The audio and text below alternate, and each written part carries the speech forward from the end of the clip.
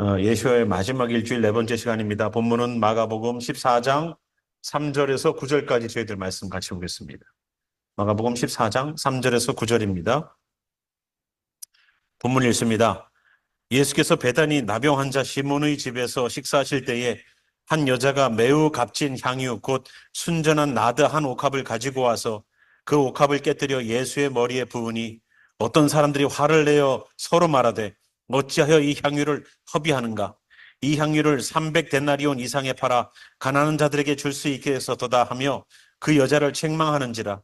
예수께서 이르시되 가만두라. 너희가 어찌하여 그를 괴롭게 하느냐? 그가 내게 좋은 일을 하였느니라. 가난한 자들은 항상 너희와 함께 있으니 아무 때라도 원하는 대로 도울 수 있거니와 나는 너희와 항상 함께 있지 아니하리라. 그는 힘을 다하여 내 몸에 향유를 부어 내 장례를 미리 준비하였느니라. 내가 진실로 너희에게 이르노니 온 천하에 어디서든지 복음이 전파되는 곳에는 이 여자가 행한 일도 말하여 그를 기억하리라 하시니라. 아멘. 기도하겠습니다. 주님, 오늘도 저희들에게 가르쳐 주시며 말씀하여 주셔서 이 여인을 통하여서 배우게 하시고 이 여인을 통하여 깨닫게 하여 주시옵소서. 오늘도 성경에 나와 있는 그 인물들이 예수님에게 어떤 의미였고 예수님은 이 사건을 어떻게 보고 계시는지를 배우는 귀한 시간 되어서 우리의 삶 또한 주님께서 같은 마음으로 보실 수 있는 귀한 삶을 살 수 있도록 역사하기를 소망합니다. 주님 역사하소서. 살아계신 예수와 이름으로 기도하였습니다. 아멘.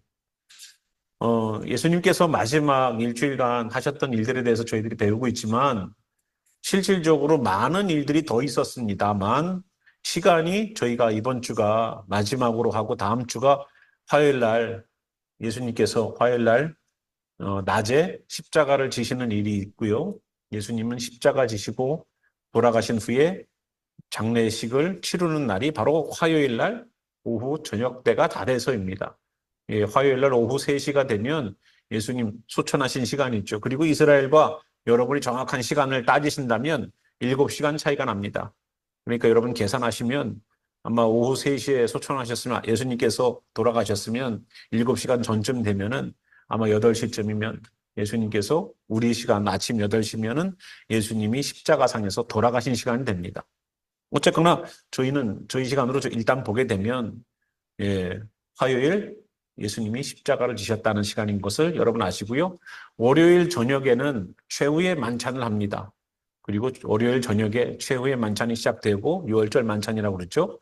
그리고 예수님이 겟세마네 동산에서 기도하시며 잡히시고 법정에서 제대로 법적인 어떠한 절차를 밟아서 재판을 받으시는 것이 아니었죠.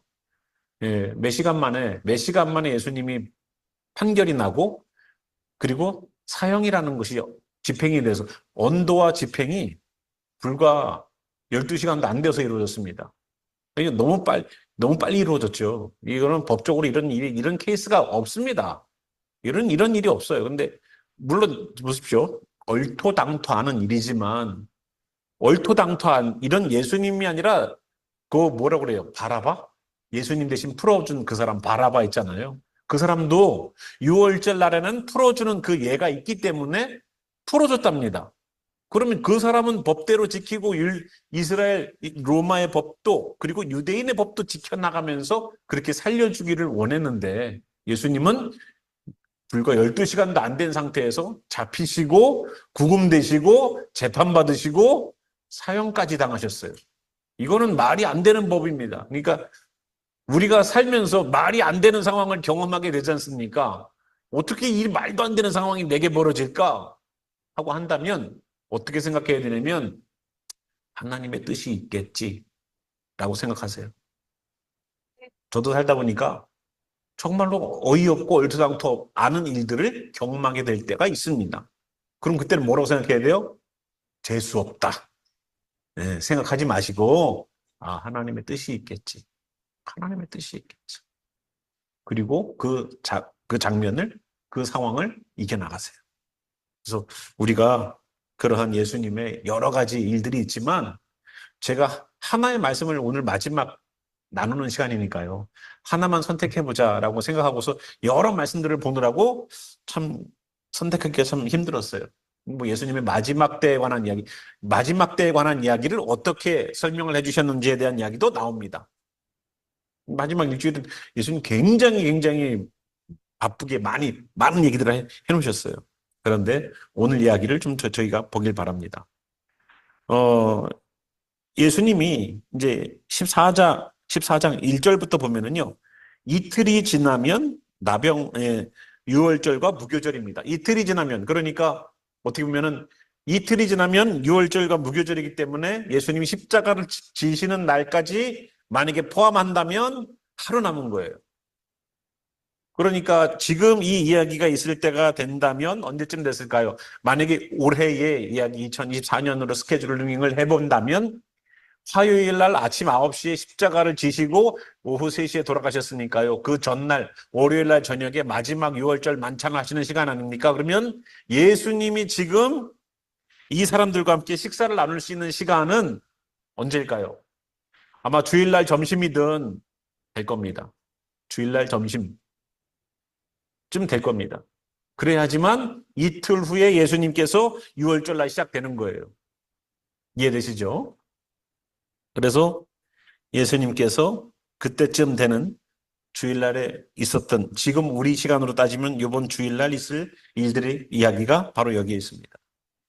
그래서 제사장들과 서기관들이 예수를 흉계로 잡아 죽일 방도를 구하고 있어요. 밀란이 일어날까봐 명절에는 하지 말자라고 얘기를 했습니다. 명절에는 하지 말재요. 그러니까 명절이 언제입니까? 정확하게 유월절이 시작되어서 무교절과 유월절이 시작되어서 사람들이 막 더 모이기 전에 일을 처리하던가 끝나고 일을 처리해야 되는 겁니다. 그런데 사람들에게 지금 굉장히 시간적인 촉박함이 있습니다. 예수님을 죽이려고 하는 사람들 흉계 가운데에 그때 예수님께서 누구네 집에 가셨냐면 베다니 나병 환자 시몬의 집에서 식사하셨습니다. 여러분 생각해 보십시오. 나병 환자는 나는 부정하다라고 얘기를 하면서 그 사람을 만진 사람이나 그 사람과 가까운 데에서 대화를 하는 그 사람도 부정하게 되는 것으로 간주해서 죄인으로 얘기들을 합니다. 그렇기 때문에 그 나병 환자의 집에 가서 식사를 한다는 것은 이해가 안 되는 사건이었죠. 이 사람이 병이 나았다, 안 나았다 얘기가 없습니다. 어쨌거나 이 사람의 집은 나병 환자의 시몬의 집이에요. 근데 로케이션이 어디냐면 베다니입니다. 베다니. 베다니는 지난번에 저희가 마가복음 11장에 했을 때에도 봤지만 벳바게와 베다니는 예루살렘 근처에 있는 감람산, 예수님께서 겟세마네 동산이라고 말씀하신 그 올리브 가든에서 기도하셨던 그 장소에서 가까운 지역 도시예요. 그러니까 서울이 있으면 서울 바로 옆에 붙어 있는 위성 도시쯤 됩니다. 그러니까 이 베다니하고 벳바게 같은 이런 도시들은 역할이 있었어요. 어떤 역할이냐면 특별히 이 베다니 같은 경우는 여러분 피부병이나 문둥병이 피부에서 발화하게 되면 어떤 일이 발생합니까? 제사장에게 먼저 보이죠. 그리고 며칠을 격리하죠. 7일을 격리합니다. 7일을 격리시키고 나서 다시 보고 났을 때에도 이것이 확전되는지 아니면 이것이 줄어드는지를 보면서 좀 더 두고 봐야 되는 사람을 좀 더 격리시키는 그런 과정들을 겪어서 이 사람이 어떤 병인지를 제사장이 평가하고 판단 내리는 그런 일들을 하죠. 그럼 격리시설이 있어야 될 거 아닙니까? 격리시설은 시간만 7일의 격리가 아니라 장소적으로도 격리를 시켜야 되는 장소가 있어야 되는 거예요. 그 도시가 바로 베단이에요. 그러니까 이 베단이라는 도시는 여기 있는 시몬의 나병 환자가 살 수 있을 만큼의 어떤, 여러분 생각해 보십시오. 원래 도시 안에는 나병 환자가 있으면 돼요, 안 돼요? 안 됩니다. 도시에서 떨어져 있는, 도시에서 그들만의 정착촌을 만들어 살아야 돼요. 그런데 여기 베다니에 보니까 시몬의 집은 어떤 집이냐면 나병 환자 시몬의 집이라고 아예 그냥 그 사람은 시몬의 집을 잡습니다. 그러면 나병 환자 시몬 하고 알 정도로 그렇게 대명사가 된 겁니다. 그 집은. 그냥 시몬의 집이 오면 시몬 누구네 시몬? 시몬이 한두 명이에요. 이 시몬이라는 이름은 굉장히 파퓰러한 이름이에요. 그래서 시몬, 베드로, 시몬도 예수님의 제자 가운데 시몬이 또 있어요. 구레네에서 올라왔던 예수님 십자가 대신 져줬던 사람도 시몬, 이 사람도 시몬, 시몬이 굉장히 많아요. 그죠? 그런데 이 나병 환자 시몬의 집에서 식사하실 때에, 그러니까 이 베단이라는 이 도시는 항상 피부병 환자들이 많지요. 여러분, 살 썩는 냄새 맡아보신 적 있나요, 혹시? 살 썩는 냄새. 그런 적 없으시죠, 거의. 뭐 사람 죽은 시체나 그런 거 본 일이 없기 때문에. 그러면 짐승의 썩은 냄새는 여러분 맡아본 적 있을 거예요. 짐승이 죽어서 썩은 냄새. 뭐 쥐나 고양이나 개가 내가 모르는 곳에서 죽었는데 어디서 계속 이상한 냄새가 나는데 알고 보니까 거기에 죽어 있는 사체가 있는 경우들도 여러분 혹시 경험 있으십니까? 저희는 바닷가 쪽이어서 생선 썩은 냄새가 아예 그냥 바닷가에 가면은, 예, 항구 쪽에 가면 굉장히 진동을 하죠. 예, 굉장히 진동을 합니다. 근데 생선 썩은 내도 싫지만 이 사체가 썩으면 굉장히 싫죠. 피부병은 두드러지게 살이 썩어가는 특히 문둥병 같은 경우는 살이 떨어져 나가고 썩어 나가고 그래도 감각이 없이 살아나가는 그러한 병이 바로 문둥병입니다. 그러니까 그들에게서 나는 냄새를 누가 막을 수 있어요? 이 세상에서요, 숨기지 못하는 게 두 개가 있대요. 그게 뭐냐면 하나는 냄새. 냄새는 못 숨긴대요. 아무리 페브리즈를 뿌려도 안 된대요. 그리고 또 하나는요. 예, 우리 몰라요? 아니, 사랑이에요. 예, 사랑은 숨길 수가 없대요. 예. 그래서 예수님께서 이 나병 환자 집에 간 것은 이 사람들만 보인 게 아니라 주변에 있는 사람들이 많이 다 그런 냄새를 풍기는 사람들 속에 베다니에서 그런 일들이 있었다는 겁니다.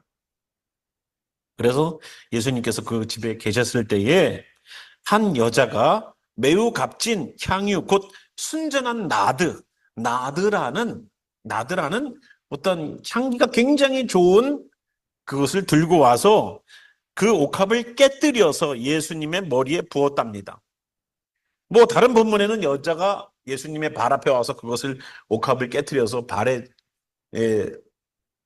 다 쏟고 예수님의 발을 눈물로 씻고 머리카락으로 닦았다 이런 얘기가 있는데 어떤 학자는 같은 사람이다 아니면 어떤 학자는 아닌다라고 얘기를 합니다. 어쨌거나 이 여인은 자기가 들고 있는 나드 가운데에서도 옥합을 깨뜨려서 예수님의 머리에 부었다는 거예요. 그래서 예수님께서 여기 그림에도 나오죠. 옥합 보기에는 저기 조그마한 것처럼 보이지만 실질적으로 더 커야 돼요. 이게 한 거의 1리터 가까이 800ml 정도 된답니다. 800ml 정도 이 정도 안 될까요? 예. 그러면은 한 4분의 1갤론, 쿼러 갤론 정도 될 것 같은데요. 쿼러 갤론 약간 안 되는 그런 사이즈가 될 겁니다. 그걸 갖다가 예수님에게 깨서 붓는다는 겁니다. 자, 그랬더니 사람들이 화를 냅니다. 서로 말합니다. 어찌하여 이 향유를 낭비하는가, 허비하는가? 이 향유를 300데나리온이면요. 한 데나리온이 노동자가 하루 동안 계속 나가서 일을 했을 때 벌어들이는 돈이래요. 노동자가 나가서 100불을 번다고 치자고요. 근데 이 노동자가 정규직이에요. 비정규직이 아니라. 저기 인력사무소에서 오늘 일하실 분 하고 데려가는 사람들이 아니라 기술자라는 겁니다. 그럼 기술자로서 하루에 나가서 벌어들이는 돈이면 하루에 뭐 100불 벌겠어요? 요즘은 나가서 그냥 막노동을 해더라도 100불 정도 받을걸요? 그러니까 한 200불, 300불이라고 치자고요. 그러면 이 사람이 거기다가 곱하기 300을 하면 얼마겠어요? 예, 굉장히 많은 돈이죠. 그 돈으로 사야 되는 돈이라는 거예요, 이게. 그 가치가 예수님께 부은 그 나드의 가치가 이 정도로 비싸더라는 겁니다. 이 정도로. 노동자가 거의 뭐 1년, 2년을 일을 해야지만 되는 돈. 100불로 그냥 환산해서 쉽게 1년간 돈을 버는 것을 그대로 예수님에게 벗대는. 그게 그걸 왜 낭비하냐 이거예요. 왜 허비하냐 이거예요. 여기 부으면 어떻게 되겠습니까? 흘러서 땅으로 갈 거 아니에요. 더 이상 그곳으로 다 주워 담을 수도 있는 것도 아니고 예수님에게만 분 겁니다. 이 서로 말합니다. 서로 낭비하고 있다라고 얘기를 하고 있는 거예요. 화가 나는 거예요. 가난한 자들에게 줄 수 있었겠도다라고 얘기하고 있습니다. 그 여자를 책망까지 합니다. 6절 보니까 예수님께서 가만두라라고 말씀하세요. 이 나드라는 이 향유가 그렇게 가치가 있는 이유가 있어요. 왜냐하면 원산지가 여기가 아니에요. 원산지가 중동이 아니라 어디에서 가지고 와야 되냐면 저 히말라야 산맥 3,000m 고도 이상에 있답니다. 고도가 3,000m면 어떻게 될까요? 여러분 백두산이 얼마예요? 2,400 얼마 미터 아니에요? 안 올라가 봐서 몰라요, 저는. 예. 근데 백두산보다 높은 거예요. 3,000 고도 3,000 이상 되어야지만 나오는 데에서 거기 식물에서 추출해 가지고 향을 만든답니다. 그래서 원산지가 어디냐면요. 네팔, 티벳, 인도 이쪽이에요. 인도 북부. 그렇기 때문에 거기에서 수입해 가지고 들어오는 겁니다. 굉장히 어떻게 보면은 고급 향료죠. 고급 향유입니다. 그죠? 이것을 가지고 수입해서 오기 때문에 굉장히 어려운 거고, 이것을 누가 가지고 있냐면 여인들이 결혼할 때에 혼수품으로 준비해 간대요. 또 하나는 장례를 위해서. 시체가 금방 썩지 않습니까? 이 지역은 더우니까. 그러니까 향유를 부어서 향기를 좋게 해서 장례식이 끝날 때까지 시체 썩은 냄새가 나지 않는 그러한 곳으로 만들기 위해서 이것을 결혼할 때 여자가 가지고 간대요.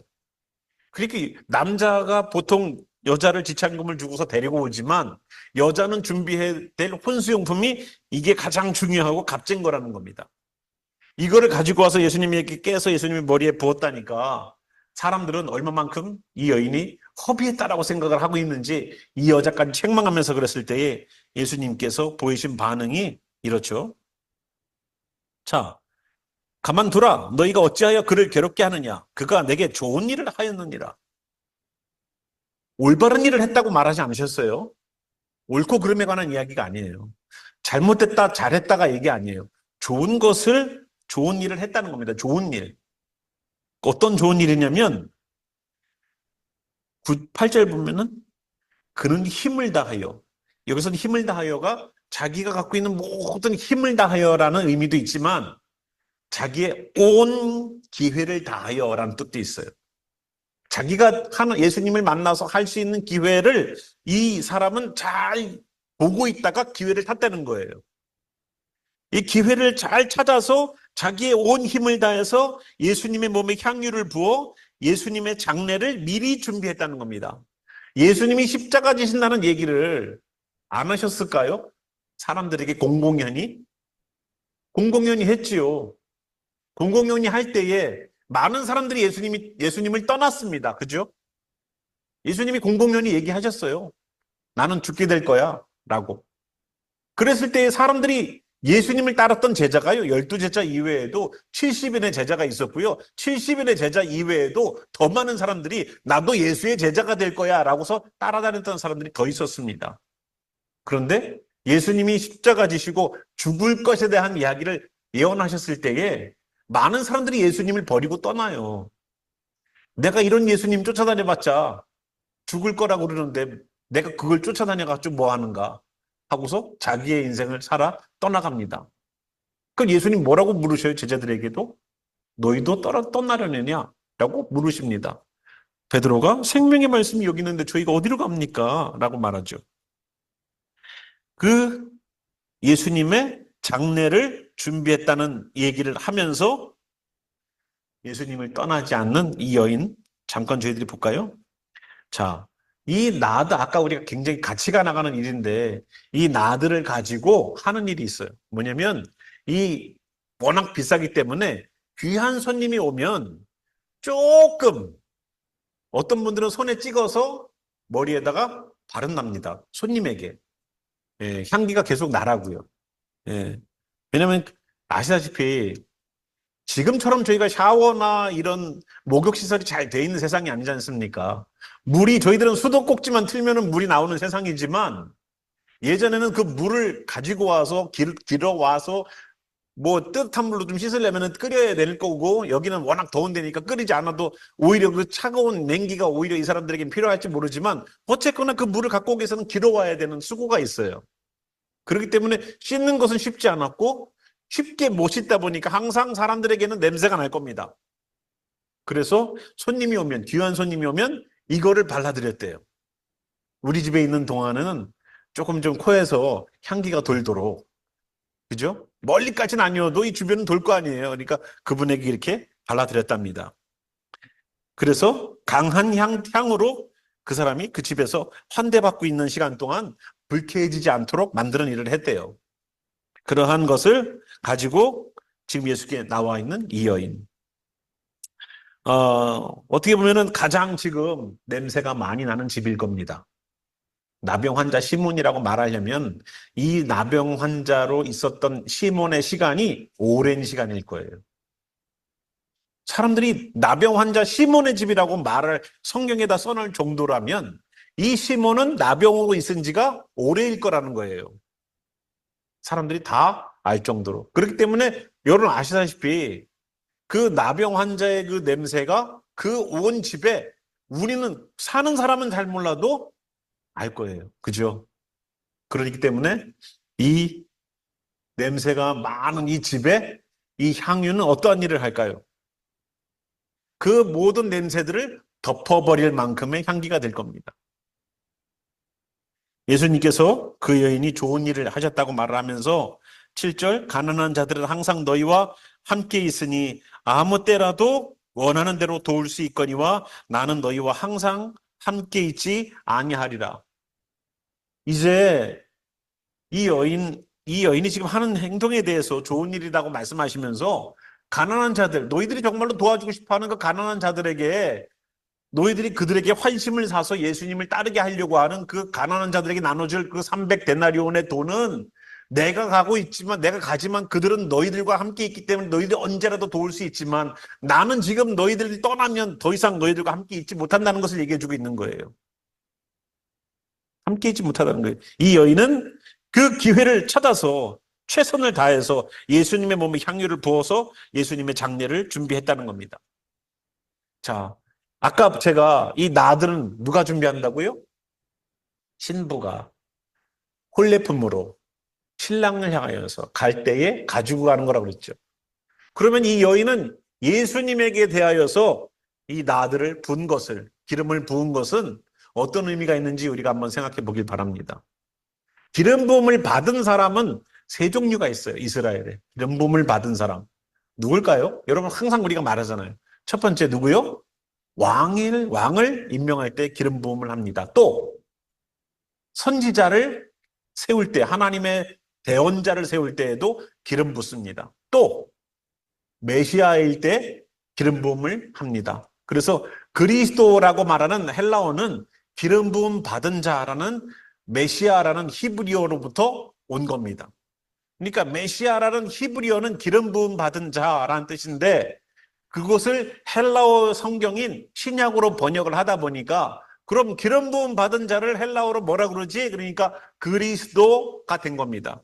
그래서 그리스도 예수는 즉 메시아 예수가 되는 거고요. 기름 부은 예수가 되는 겁니다. 그래서 하나님께서는 이 세 부류의 사람들에게 기름을 붓게끔 하셨거든요. 이 여인이 와서 나드에 있는 예수님의 장례를 위하여 드렸다고 하는 이 기름 부음은 예수님에 대하여서 이 여인이 어떻게 생각하는지를 보여주는 거예요. 뭐를 보고 있을까요, 그러면? 예수님의 기름 부음을 그의 장례를 준비한다고 하지만 그에게 기름 부음은 예루살렘 성으로 입성하셔서 이제 좀 있으면 예루살렘 성으로 들어가실 거 아닙니까? 잡혀가시는 것이어도 십자가에서 죽는 일이 있지만 그 위에는 뭐라고 써놨습니까? 나사렛 예수 유대인의 왕이라고 써놨고요. 거기에는 하나님이라는 이니셜이 거기 있었습니다. 어쨌거나 우리가 미래에 알지 못하는 일이지만 이 여인은 예수님께서 죽으신다는 그 말씀 속에 장례를 준비하기 위한 자기의 눈물을 다해서 마음을 다해서 가장 값진 곳으로 예수님의 마지막 예수님과의 만남 속에 드리려고 했던 거예요. 마지막 만남 속에. 자기가 가장 값진 것을 예수님에게 드렸습니다. 그것이 예수님을 향한 사랑이었었고 예수님을 향한 주님은 왕이십니다. 주님은 메시아이십니다라는 것을, 주님은 선지자이셨습니다라는 것을 표현하는 뜻이 여기에 있어요. 예수님을 시인하는 자. 그래서 신부의 혼례품이다라고 말했듯이 이 혼례품을 가지고 간 신부는 누구와 만나냐면 신랑과 만나요. 이 여인은 예수님에게 기름을 붓는 그 일이 왕이요 메시아요 선지자로만 인정한 것뿐만 아니라 나의 신랑으로 내가 가지고 있는 이 여인 결혼 다시 하려면 일을 얼마나 많이 해야 될까요? 또 하나 이거 준비해 가려면 한 10년 후쯤 만들어 가지고 가야 될지 몰라요. 여자가 나가서 일하기가 쉽지 않은 세상이니까. 그래서 그것을 가지고 예수님에게 드렸다는 것은 신랑 대신 예수님이라고 표현될 수도 있다는 겁니다. 신랑 대신 예수님. 그런데 예수님이 그 상황들을 보시고 내리시는 마지막 메시지가 9절에 나옵니다.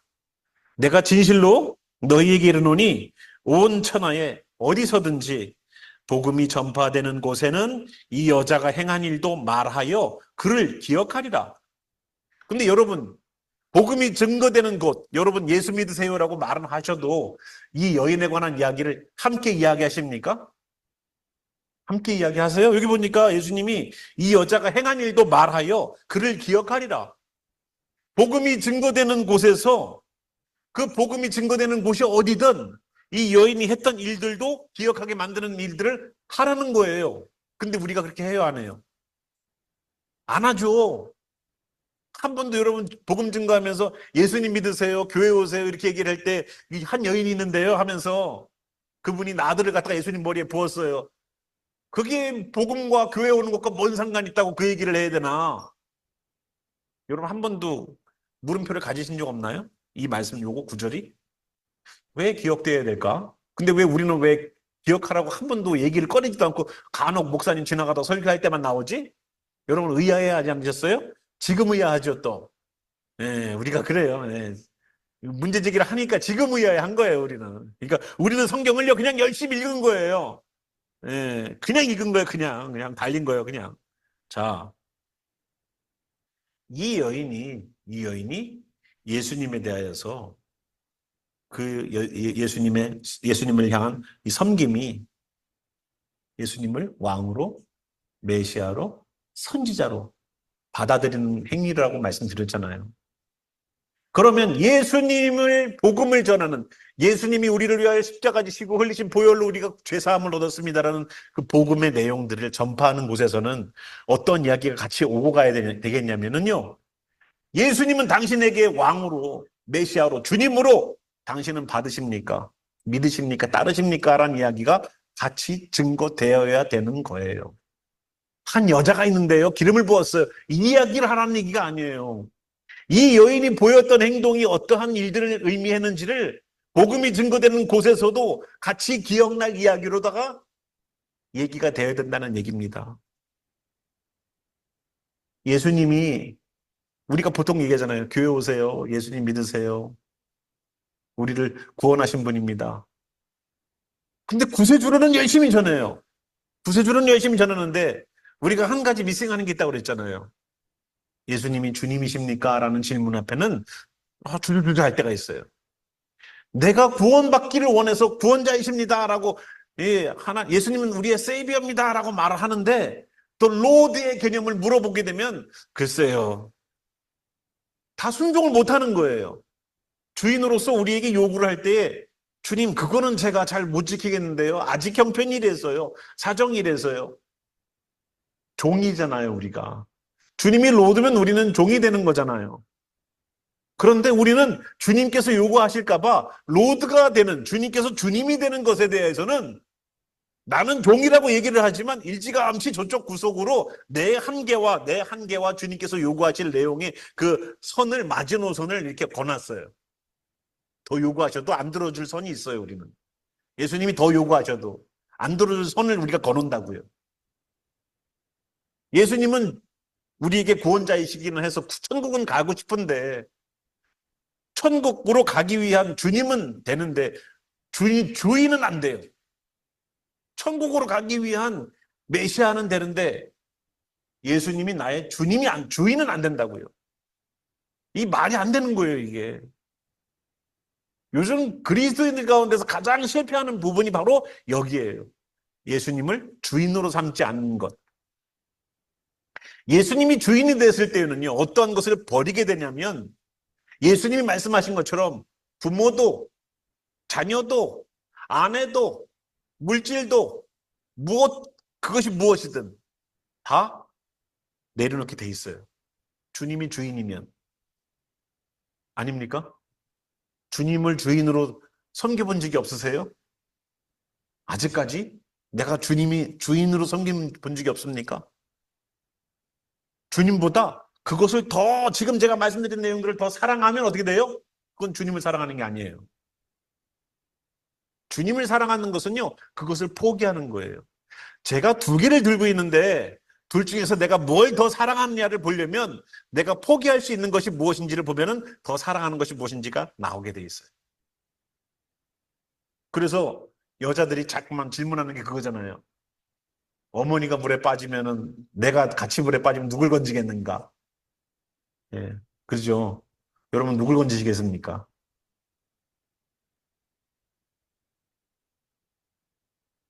안 건져요? 가까운 사람 건져요? 가까운 사람 건져요? 예, 섭섭하시겠어요. 먼데 있는 분은. 예. 그런 질문들을 우리가 하게 돼요. 뭘 더 사랑하는가를 보려면 누구를 먼저 구해내는가를 보면 아는 거예요. 음. 자녀하고 남편하고 물에 빠지면 누굴 건지시겠어요? 누굴 건지시겠어요? 자녀를 건진다 그러죠. 예. 자녀는 남으면 되는 거고요. 예. 남편은 데리고 올 수 없잖아요. 예. 자녀는 남으면 되는 거 아니에요? 근데 우리는 반대로 생각하죠. 남편은 바꾸면 되는데, 애들은 안 된다. 예. 요즘 많이 컨셉이 바뀌었어요. 어쨌거나 내가 무엇을 더 사랑하는가를 보려면 위기 가운데서 선택을 무엇을 하는가를 보면 알 수 있는 것처럼 내가 주님 앞에 포기하는 것이 무엇인지를 보면 내가 세상을 선택하고 있는지 주님을 선택하고 있는지 무엇이 나의 주인인지가 나타나게 되는 거예요. 무엇이 나의 주인인가? 주님을 향하여서 포기한 것을 경험해 본 분들은요, 세상이 두렵지가 않아요. 그런데 세상을 향하여서 포기하는 것을 놓치게 되면 두려워지기 시작해요. 또 다른 두려움이 있어요. 내가 혹시라도 잘못하면 벌 받지 않을까? 무슨 어려운 일이 생기면 이거 뭐 지난번에 그 일 때문에 벌 받는 거 아닌가? 여기 있는 이 여인의 이야기는 복음이 증거되는 곳에서는 이 여인의 이야기도 기억되라고 예수님 말씀하셨습니다. 이 여인이 예수님을 어떻게 대했는지를 기억하려는 거겠죠. 예수님에 대하여서 이 여인이 예수님에 대하여서 어떻게 섬겼는지를 하나님으로 섬기고 메시아로 섬기고 주님으로 섬기고 구원자로 섬기고 왕으로 섬겼던 이 여인의 모습이 오늘도 우리에게는 동일하게 복음이 증거되는 곳에서는 기억나야 되는 이야기 같습니다. 예수님이 마지막으로 공생애 하면서 사람들 앞에서 퍼블릭 앞에서 얘기하신 내용이에요. 이것은 썩어 냄새나는 그곳에서 가장 향기로운 곳에서 가장 큰 희생을 통하여서 자기의 가장 귀한 것을 드림으로써 예수님에게 귀한 메시지를 얻었던 시간입니다. 그래서 우리는 생각해 봐야 돼요. 나는 내가 가장 귀한 것을 주님께 드림으로 주님을 섬기고 있는가? 맨날 뭐 하자 그러면 바빠서요 했는데 그 바쁘다는 그 시간을 주님께 한번 드려봤는가? 드려봤는가? 바빠서요. 이거 좀 같이 할까요? 바빠서요. 제가 시간이 없어서요. 그러면 정말로 그것이 나에게 굉장히 귀중한 거예요. 시간이 바쁘니까. 그러면 주님께서 정말로 만약에 잡도 없고 그냥 맨날 그냥 집에서 해주는 밥 먹고서 그냥 빈둥빈둥 노는 사람이 있다고 치자고요. 그 사람이 드리는 시간과 그 사람이 주님께 드리는 한 시간과 진짜 시간 1분이라도 금쪽같이 쓰는 사람의 시간 한 시간과 가치가 다르겠죠. 그죠? 그래서 빈둥빈둥 놀고 있는 사람이 한 시간, 주님께 오늘 제가 한 시간을 드렸습니다. 기쁠까요? 기쁠까요? 정말로 제가 바쁜데 오늘 한 시간을 드렸어요. 기적같이 한 시간을 만들어서 제가 막 쪼개고 해갖고 붙이고 했더니 한 시간 나와서 제가 했습니다. 한 시간을 똑같이 드려도 기쁨의 강도는요, 열심히 사는 사람에게는 엄청 크게 의미가 다가올 거예요. 근데 맨날 그냥 24시간 중에서 8시간은 자고 12시간 자고 치자고요. 뭐 이러는데 뭐 일찍 일어나요. 12시간 자고 3시간은 밥 먹고 나머지 시간은 뭐 보고 그렇게 논다고 치자고요. 그러면 그 사람에게 주님께 드리는 한 시간이 어떤 의미일까요? 그냥 남는 시간 가운데 하나일 것 같아요. 남는 시간 가운데 하나. 부자가 드렸던 헌금도 마찬가지입니다. 부자가 얼마나 돈이 많은지 그 중에 일부분을 헌금을 드렸어요. 그럼 또 한 사람이 있어요. 과부예요. 두 랩돈이래요. 두 랩돈이면은 국수 한 그릇 사 먹으면 끝이에요. 국수 한 그릇 사 먹으면 끝이야. 이 사람이 굶어 죽지 않을 만큼만 주는 정부의 마지막 그 소셜 혜택이에요. 자기 생활비 전부를 넣었대요. 예수님의 말로는. 누가 더 주님을 사랑하는 걸까요? 누가 더 주님을 사랑하는 걸까요? 내가 주님께 희생하는 것이 무엇인가를 보면 내가 주님을 얼마만큼 사랑하는지를 알게 되는 거예요. 그래서 여기 있는 이 여인의 이야기도 복음을 증거하는 곳에서는 우리가 가장 귀한 것이어도 내려놔야 됨을 얘기해 주고 있어요. 여러분 오늘 아침에 큐티 어떻게 하셨습니까? 큐티. 내용 보니까 누가 나와요? 아주 부자 청년이 부자가 나와요. 다른 본문에는 부자 청년이에요. 평생 말씀을 잘 지키고 살았어요. 근데 예수님이 요구하는 게 있어요. 너 재산, 나 따르려면 재산 다 팔고 와. 그랬더니 이 사람이 어떻게 돼요? 심히 근심해 갔어요. 우리 성경에는 그렇게 끝나죠. 그죠? 우리 성경에는 그렇게 끝나죠. 뭐 마태복음에 보더라도 그렇죠. 거기는 부자 청년이라고 나와요. 근데 그 다음 스토리가 있어요. 그 다음에 우리 성경에 안 나와 있는 그 다음 스토리가 뭐라고 돼 있게요? 또 스토리가 있는 거 보니까 뭔가 그 청년이 뭔가를 했다는 거예요. 그죠? 우리 성경에는 끝났지만 그 청년이 예수님의 말씀 때문에 복귀했대요. 복귀했대. 그런데 결국 그 재물을 팔고 예수님을 따라갔답니다. 그게 후일담이에요. 네. 아직 제가 검증한 바는 없지만 네. 들리는 이야기가 그래요. 네. 그래서 그 청년에 관한 궁금증이 얼마나 많았겠습니까? 사람들이. 그죠? 예. 그래서 그러한 것에 대한 이야기가 있어요. 그 청년도 예수님을 위해서 드렸답니다.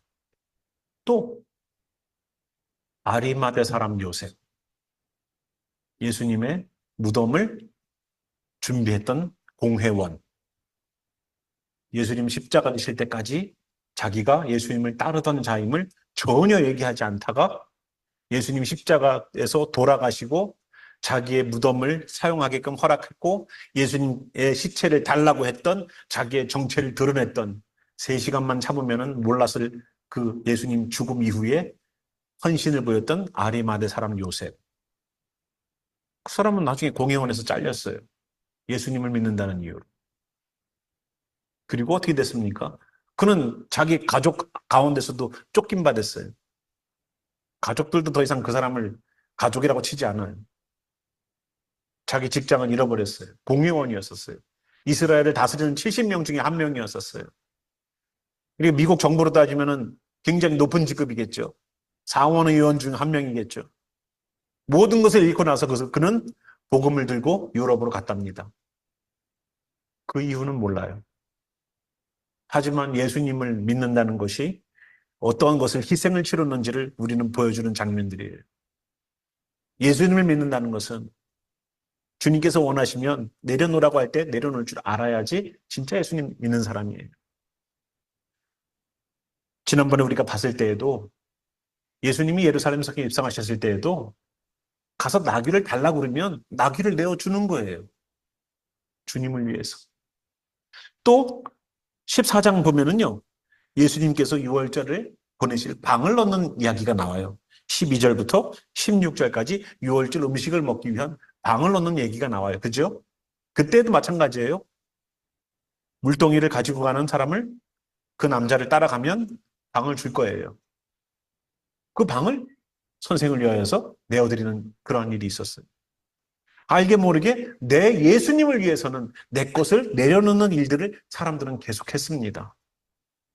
우리도 정말로 복음이 증거되는 곳에서 나의 것을 내려놓고 예수님을 왕으로 섬기고 주인으로 섬기는 그러한 이야기가 같이 기억되길 저는 바라요. 우리도 예수님을 믿는 주님의 공동체의 일원 아닙니까? 우리도 똑같은 질문을 주님 하실 거예요. 너는 이 여인보다 낫니? 너는 이 여인보다 나았니? 그 질문을 우리에게도 주실 거예요. 복음이 증거되는 너 이미 복음 받았잖니? 그러면 이 여인에 대해서 묵상해 봤니? 이 여인보다도 더 못한 신앙이니? 많은 깨달음들 우리들에게 있을지 몰라요. 정말로 주님은 왕이십니다라고 우리는 입으로는 고백했지만 내 삶에서는 향유 옥합을 들고 와서 깰 만한 자신도 없고 이 가치가 너무나도 나가기 때문에 내가 감히 깰 수조차도 없고 이게 깨지는 순간 우리도 깨질지도 몰라요. 음. 그럼에도 불구하고 주님을 위하여서 드리고 이거는 또다시 준비할 수 있을 만한 그런 재력이 되지 않아요. 여러분 1년치를 여러분 1년치를 내가 일을 안 해도 1년치를 누가 먹고 살게 해준다면 그런 월급을 준다면 그런 직장이 어디 있습니까? 그죠? 그렇지 않잖아요. 그죠? 그 1년치의 월급을 모으기가 쉽지가 않아요. 1년치의 월급을 모으기가 쉽지가 않다고.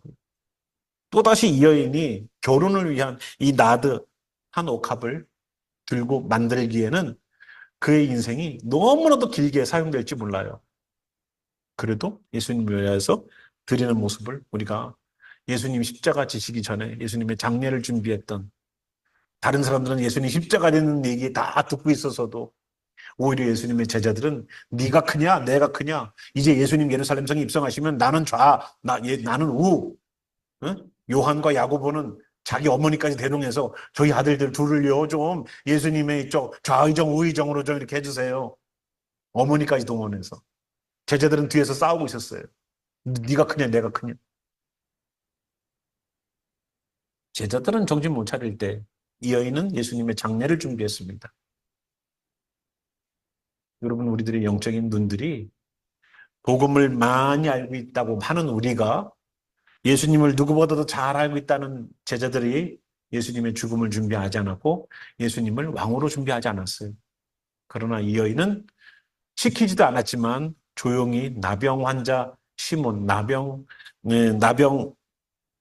환자 시몬의 집에서 나타나서 그는 부라고 얘기를 안 했는데도 예수님을 향하여서 그렇게 최대한의 것을 했습니다. 우리 또한 예수님 다음 주에 십자가를 지시는 그 자리, 예수님 아프셨겠다 이런 생각만 하지 마시고 나는 예수님을 어떻게 믿고 따르고 있는가? 예수님이 과연 나에게는 왕이신가? 예수님 과연 나에게 주님이십니까?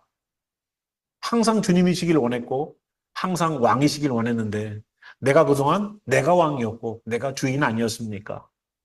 내가 원하는 것을 들어달라고는 얘기했어도 주님 원하시는 것이 무엇입니까? 제가 따르겠습니다라고 말했던 적이 없는 우리들의 기도가 아니었는가? 우리 한번 다시 뒤집어서 생각해 보길 바래요.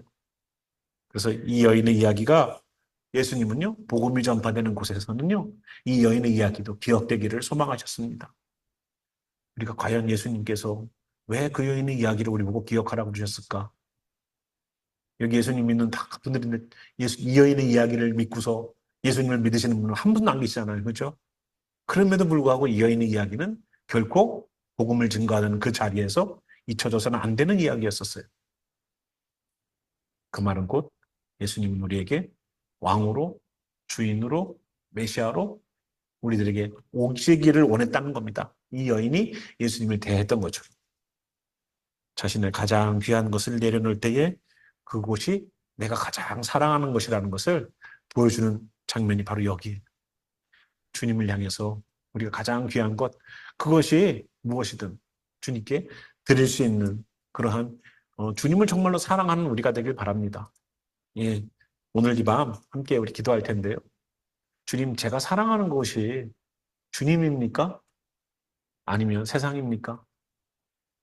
정말로 이 여인의 이야기가 단지 은혜 받은 한 사람의 헌신이라고만 보지 말고 예수님은 복음을 증거하기 위한 그 이야기 속에 기억해야 될 여인으로 이야기하시고 있다는 것을 기억하면서 우리 또한 주님, 나도 예수님을 왕이라고 시인했고 주님이라고 불렀는데 기도할 때마다 주여 주여 했지만 정말로 내가 주님으로서 섬기고 있었는지 주님이 내게 요구하시는 것이 있었다면 내가 시간이든 물질이든 내 인생이든 가족이든 내가 주님 앞에 내려놓을 수 있었는지 다시 한번 돌아보면서 우리의 기도 시간을 채우기를 바랍니다. 우리 함께 잠시 오늘 우리에게 주셨던 메시지를 기억하시면서 잠시 기도해 볼까요? 주님, 이 여인이 뜬금없는 일처럼 하는 것처럼 보이고 사람들은 그 돈을 허비했다라고 얘기합니다.